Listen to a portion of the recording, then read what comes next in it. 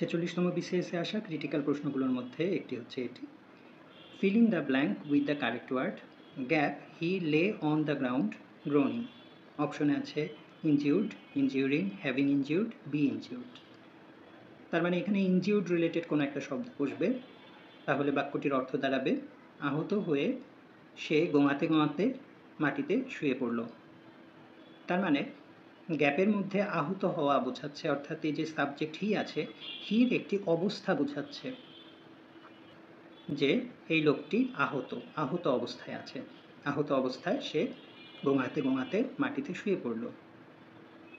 অবস্থা বোঝাচ্ছে, এই জন্য এখানে একটা অ্যাডজেক্টিভ ফ্রেজ বসাতে হবে, কারণ অ্যাডজেক্টিভ দিয়ে সাধারণত অবস্থা বোঝায়।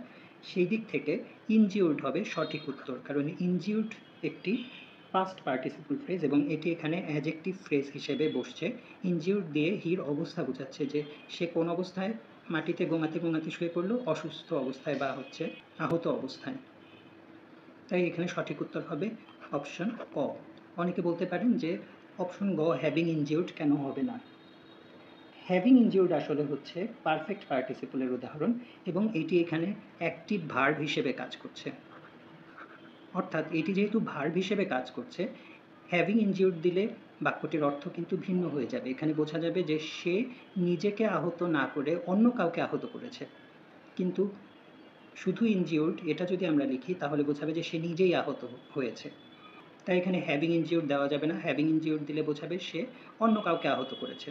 এটার অর্থ খানিকটা হবে যে after he injured someone else he lay down on the ground Groening. কিন্তু বাক্যটিতে আসলে বোঝানো হয়েছে যে সে নিজেই আহত হয়েছে এবং আহত হয়ে গোঙাতে গোঙাতে মাটিতে শুয়ে পড়েছে। তো নিজেই আহত হয়েছে, তার মানে এখানে একটা প্যাসিভ সেন্স কাজ করছে, সেদিক থেকে অ্যাপ্রোপ্রিয়েট অ্যান্সার হবে ইনজিউর্ড।